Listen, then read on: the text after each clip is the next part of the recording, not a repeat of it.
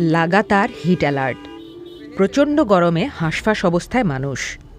ঢাকার তাপমাত্রায় পৌঁছেছে 40-এর ঘরে। কঠিন অবস্থা আপা, একটা খ্যাপ মারে আর খ্যাপ মারবে পারতেছি না তো গরমে। ঠান্ডা পানি খাইতেছি, তারপর লাস্টে খাইলাম, কোনো কিছুতে কাজে আসতেছে না। আসলে এই যে এত তাপমাত্রা এত বেশি, কোনো কিছুতে কাজে আসতেছে না।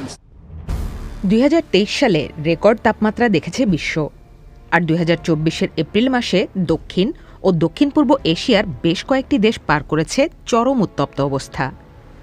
সর্বোচ্চ তাপমাত্রা 42 ডিগ্রি পর্যন্ত উঠেছে পাকিস্তানের একটি অঞ্চলে। ভারতের বেশ কয়েকটি জায়গায় রেকর্ড হয়েছে 40 থেকে 45 ডিগ্রি সেলসিয়াস তাপমাত্রা। নেপালেও সর্বোচ্চ তাপমাত্রা 40 ডিগ্রি ছাড়ানোর পর কিছু অংশে হিট অ্যালার্ট জারি করা হয়েছে। মিয়ানমারেও এ সপ্তাহে তাপমাত্রা 46 ডিগ্রিতে ওঠার কথা বলছে বিশ্ব আবহাওয়া সংস্থা। গরমের সাথে বিদ্যুৎ সংকটও থাকায় অনেক মানুষ পার্কে এসে একটু শীতল হওয়ার চেষ্টা করছেন। থাইল্যান্ডেও তাপমাত্রা 44 ডিগ্রির ওপরে উঠেছে। রাজধানী ব্যাংককের তাপমাত্রা 40 ডিগ্রি পার করেছে। বাতাসের আর্দ্রতা বেশি থাকায় সেটা 52 ডিগ্রি সেলসিয়াসের মতো গরম অনুভূতির রেকর্ড হয়েছে এ সপ্তাহেই। উত্তপ্ত পরিস্থিতি ক্যাম্বোডিয়া, ফিলিপিন্স ও ভিয়েতনামেও। যেমন ফিলিপিন্সে খরায় বাঁধ সংলগ্ন এই অংশ ভেসে উঠেছে, যা সাধারণত পানির নিচে থাকে।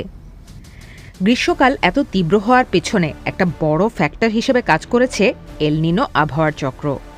এল নিনো সক্রিয় থাকলে বাষ্পায়নের হার কমে যায়, ফলে বজ্র মেঘ তৈরির প্রবণতা কমে গিয়ে Pakistan, Bharat, Laos, Cambodia, Vietnam এই অঞ্চল জুড়ে একটি বড় টেম্পারেচার ট্র্যাপ তৈরি হয়েছে।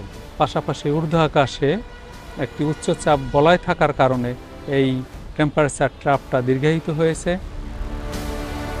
বৃষ্টির অভাবে বাংলাদেশেও টানা গরম চলছে। তবে মে মাসের 2 তারিখের পর থেকে বজ্রমেঘ ও বৃষ্টির সম্ভাবনার পাশাপাশি দীর্ঘ সময় তাপপ্রবাহের ফলে বর্ষায় স্বাভাবিক বৃষ্টিপাতের সম্ভাবনার কথাও উল্লেখ করেন মি. মল্লিক। আপাতত আরেকটি আসার জায়গা এল নিনোর প্রভাব প্রায় শেষ পর্যায়ে থাকা।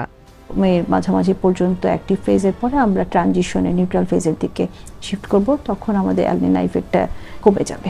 তখন আমাদের তাপমাত্রাটা, সমুদ্রপৃষ্ঠের তাপমাত্রাটাও একটু কমে আসবে এবং এটার প্রভাবে তখন বর্ষার যে অফসেট সেটা হয়ে যাবে। তখন আমাদের বৃষ্টিপাতের সময় গরমের প্রভাবটা কমে যাবে। মে মাসের পর থেকে, বিশেষত জুন থেকে সেপ্টেম্বর মাস পর্যন্ত বর্ষাকালের প্রভাবে তাপমাত্রা তুলনামূলক সহনীয় হওয়ার সম্ভাবনা রয়েছে।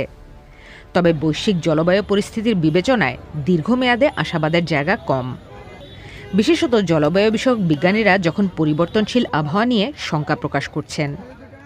নোয়া কিন্তু তারা বলেছে যে আমরা 2024 সাল থেকে 2027 সাল পর্যন্ত আমরা তাপমাত্রার ঊর্ধ্বগতি পরিলক্ষিত করবে, এই বিশ্ব উষ্ণ তাপমাত্রা পর্যবেক্ষণ করবে। আমরা 2023 সালে এক্সট্রা অর্ডিনারি হিটওয়েভ পেয়েছি এবং 2024 সালে 76 বছরের রেকর্ড ভঙ্গ করে দীর্ঘ ব্যক্তিকাল বিশিষ্ট তাপপ্রবাহের অভিজ্ঞতা বাংলাদেশ এই বছর পেয়েছে। সুতরাং আমরা আশঙ্কা করছি এবছরও তাপমাত্রার ঊর্ধ্বগতি মনসুন পিরিয়ড পর্যন্ত দীর্ঘায়িত হবে। তবে এইরকম টানা থাকবে না, বিভিন্ন স্পেলে তাপপ্রবাহ অব্যাহত থাকবে। জলবায়ু পরিবর্তনের প্রভাবে বিশ্বজুড়ে শুধু গরম না, ঘূর্ণিঝড় বা বন্যার মতো প্রাকৃতিক দুর্যোগও অনেকটা অস্বাভাবিক পরিস্থিতিতে গিয়ে ঠেকেছে। আর এর পেছনে বনায়ন কমে যাওয়ার পাশাপাশি পৃথিবীতে আটকে থাকা বিভিন্ন বিষাক্ত গ্রিনহাউস গ্যাসও দায়ী।